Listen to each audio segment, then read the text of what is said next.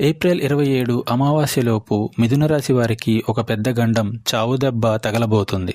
మీరు ఏమాత్రం అశ్రద్ధగా ఉన్నా భారీ మూల్యాన్ని చెల్లించాల్సి వస్తుంది. శనిగ్రహం అనుగ్రహం లేకపోవడం వల్ల మీకు కష్టాలు అనేవి ఒకదాని తర్వాత ఒకటి రాబోతున్నవి. కానీ ఈ యొక్క పెద్ద గండం మీరు ఏమాత్రం అజాగ్రత్తగా ఉన్నా పెద్ద మూల్యాన్ని చెల్లించాల్సి వస్తుంది. అది అపారమైన ధననష్టం కావచ్చు, కుటుంబంలో గొడవలు చిరాకులు కావచ్చు, ప్రాణ నష్టం కూడా కావచ్చు. ప్రతి ఒక్కటి కూడాను ఆచి తూచి అడుగులు వేయండి. ఎవరైనా ఏదైనా చెప్పినా ఆ సలహాలని పాటించకుండా, అశ్రద్ధ వహించకుండా జాగ్రత్తగా ఉండండి. ఇరుగు పొరుగు మాటల విషయంలో కావచ్చు, ఎవరైనా ఏదైనా చెబితే ఆలోచించకుండా అడుగులు అనేది మీరు వేయకండి. ప్రమాదం వాహన రూపంలో కావచ్చు, మీరు తీసుకునే నిర్ణయాల రూపంలో కావచ్చు, అలాగే ఎదుటివారి మాటల రూపంలో కూడా రావచ్చు. మీ కుటుంబ సభ్యుల మాటలు తప్ప ఎవరి మాటలు కూడాను పరిగణలోనికి తీసుకోవద్దు. నిత్యం శివనామ స్మరణ తప్పనిసరిగా చేసుకోండి. హనుమాన్ చాలీసాను పఠించండి. మీకు ఇంకా ఇతరత్ర ఎటువంటి సమస్యలు సందేహాలున్నా ఒకసారి మా గురువు గారికి కాల్ చేయండి.